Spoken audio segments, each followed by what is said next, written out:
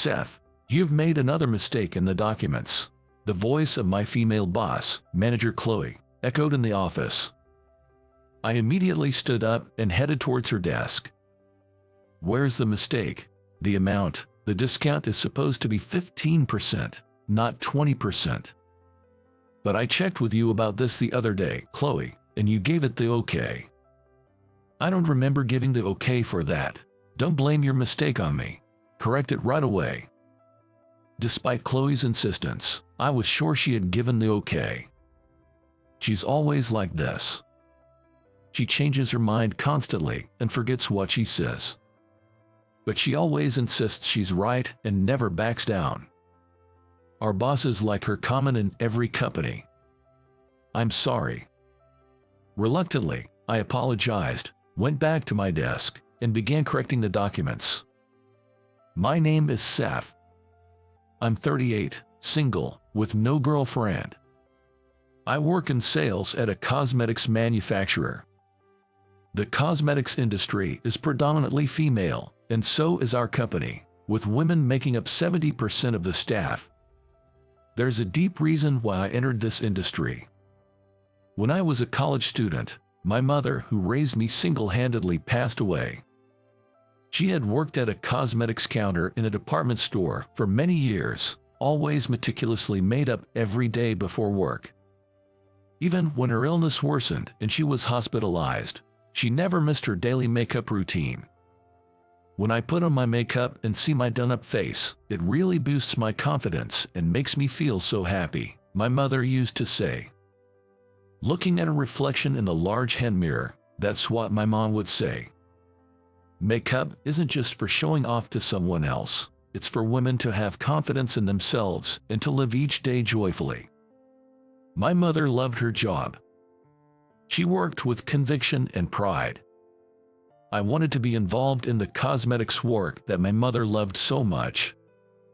Even now, 15 years after she passed away and I joined this company, I can't forget the smile on my mother's face, happy to see her made-up face in the mirror. Just as my mother said, I want to help many people enjoy makeup.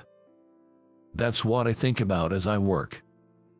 The job is fulfilling and fun, but my manager Chloe has always been a thorn in my side. She is 42, 4 years my senior, and had been in a different department up until 3 months ago when a personnel transfer made her my supervisor. Since then, she's taken every chance to scold me, sometimes even with a mean spirit. She's married and likes to poke fun at me for being single. "It's concerning to be single at 38. Do you have a personality defect or something?" she said to me once. "That's none of your business and quite rude, don't you think?" I retorted, but she wouldn't listen. "What's that tone? I'm just stating facts. Are you talking back to your boss?" I was just dumbfounded by her audacity. One night, like always, Chloe ordered me to work overtime, and I was left alone in the office late into the night. The work she dumped on me was voluminous, and it was deep into the night before I knew it, with the last train almost due. "Oh no, it's so late. I can't stay here all night. I need to get home before the trains stop." In a rush, I closed up the office and headed to the nearest station. When did it start raining? Good thing I brought my fold-up umbrella. With my umbrella up, I hurried to the station and bumped into someone at the ticket gate. "Sorry." "No, my fault, I'm sorry," the woman I bumped into replied. The person I bumped into was a woman in her 30s, wearing a suit, drenched from head to toe. She must have been caught in the rain without an umbrella. As I went through the gate, an announcement indicated the last train had just left. I was so close, yet I didn't make it. No choice but to leave the station and head for the taxi stand. There, the woman I had bumped into earlier was walking in the same direction. When I got in line for a taxi, she lined up right behind me. Her hair was dripping wet, and she looked very cold. I wanted to do something for her but had no towel to offer, so I stood there, feeling concerned but helpless. When my turn came, and the taxi arrived, I addressed the woman behind me. "If you'd like, please go ahead of me." "Really? Are you sure? Yes, you're so drenched. You should get home quickly. Thank you so much. She bowed deeply and got into the taxi. Watching the taxi drive away, I hoped she wouldn't catch a cold. A few days later, as usual, I arrived at work only to be greeted by Chloe shouting, "Seth, because of you, an important deal has been ruined." What happened? Don't play dumb. The materials you prepared were for the wrong product. Theo from the client side was furious. But I'm sure I prepared the exact materials for the product you told me, Chloe. However, Chloe insisted it was my mistake and wouldn't budge. Just prepare new materials right away. As soon as they're ready, we're going to apologize to them. I don't know if they'll forgive us, but hurry up.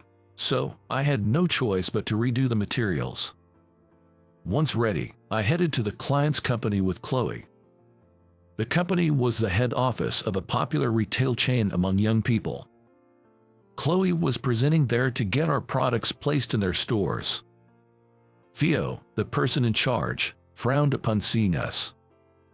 If it's about yesterday's matter, we've already decided on another manufacturer. Please leave. Please don't say that. Just take a look at the materials at least, please. With that, Chloe bowed her head. I bowed mine as well. I'm terribly sorry about yesterday. We've prepared new materials. Please, take a moment to consider them. But Theo wouldn't even take the materials. We don't need them. Just go back, please. That's when it happened. President Tyler, how are you? Theo suddenly bowed to someone behind us. I instinctively turned around, and there she was, the woman I had given my taxi to the other day. You're the person from the other day. She looked at me with wide eyes. President Tyler, do you know him? Theo asked, and she nodded emphatically. That lady was the president of this company. I was stunned in disbelief. This gentleman helped me out when I was in a lot of trouble, she said, looking at me again. Do you have a moment to spare? She asked. Yes, of course, I replied. I sent Chloe back first and followed the lady. She led me to the president's office. Please come in, she invited me in. That's when she formally introduced herself. I'm Hannah Tyler, and the president of this company, she said.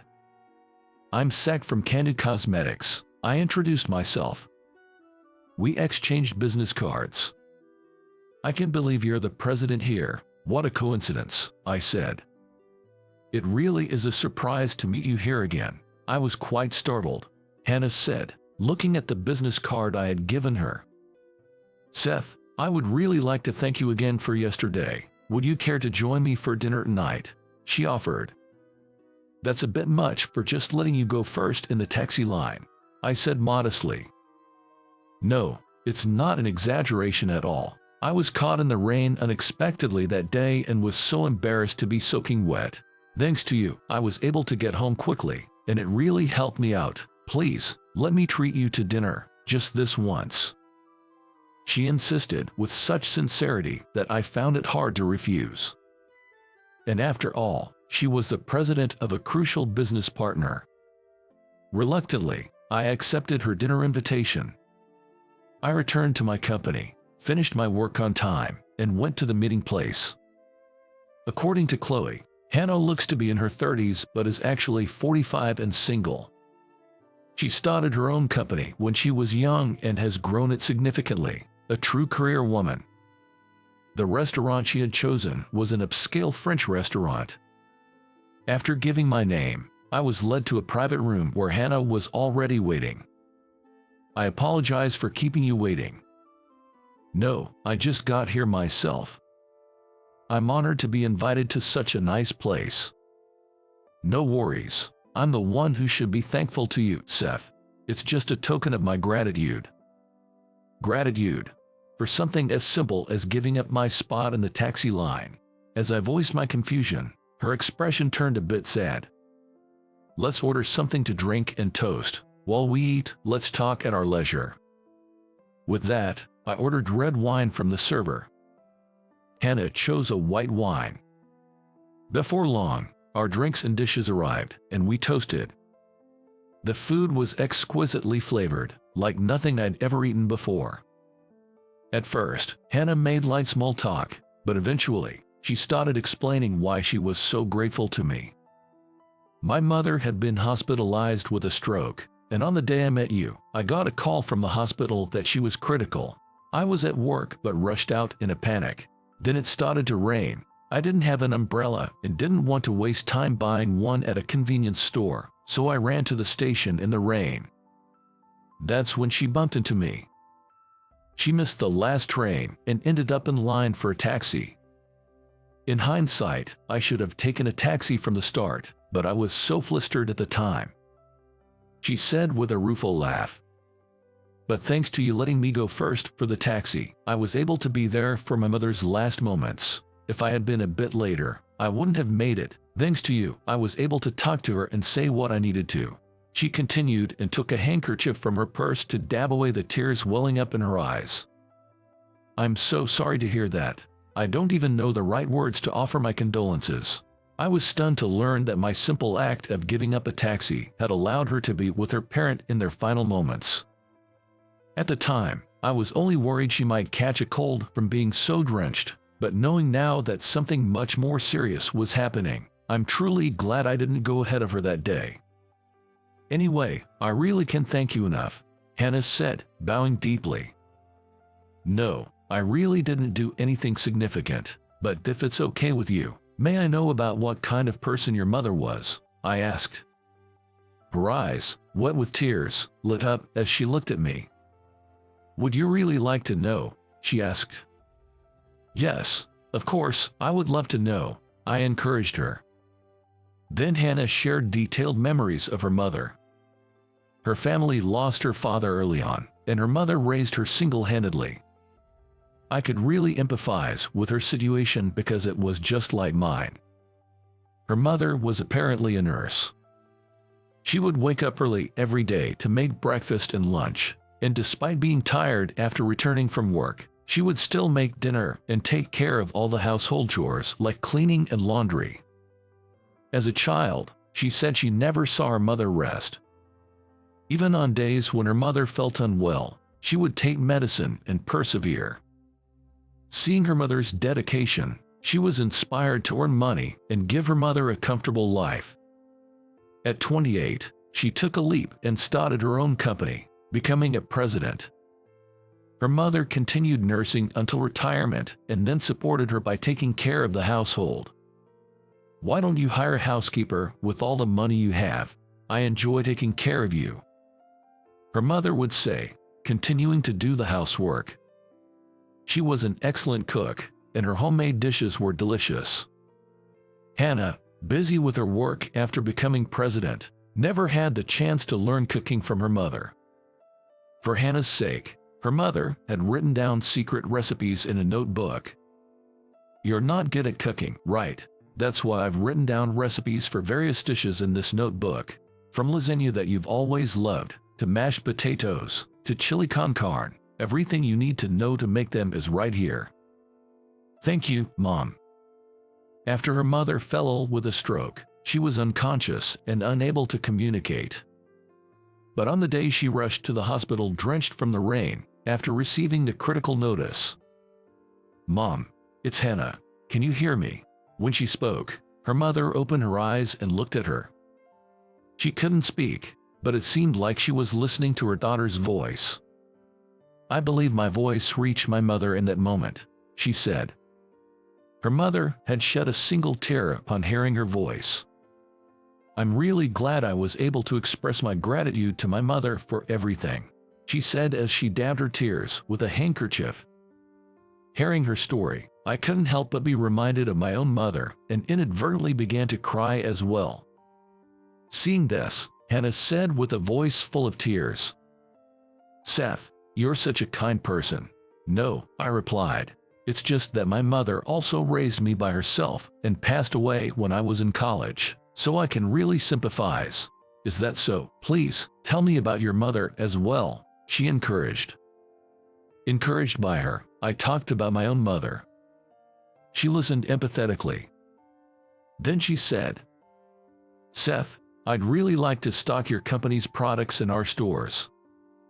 But Theo said he's already decided on another company. I can make space for it. That's within the president's discretion. Oh, but this isn't mixing personal with business. Actually, I've been personally interested in your products for a while. Could we talk about your cosmetics another time? Really? Thank you so much. This is how I managed to secure a new contract. And since it's with a popular chain store, it's bound to significantly boost our sales." When I later reported this to Chloe, she looked frustrated and said, "Seth, you did better than I expected." After that, Hannah and I went out to eat together several times, and we hit it off and started dating. She is 7 years older than me, but you wouldn't know it from her youthful beauty. She's a bit strong-willed, but also has a kind heart. I fell for her completely. And 6 months after we started dating, I gathered my courage and proposed to her. Of course, she said yes. When I handed the wedding invitation to Chloe, she was so shocked her eyes nearly popped out. Wait, you and the president are getting married. What's going on?" I didn't ask Chloe to give a speech at the wedding because I wasn't sure what she would say, so I asked the department head, Thomas, instead. Throughout the wedding, Chloe had a look of disbelief, and I couldn't help but laugh. Later, I transferred to my wife's company, became the head of the cosmetics division, and worked on developing collaboration products with famous manufacturers. Fate works in mysterious ways, and as I reflect on this, I continue to enjoy every moment with my wife.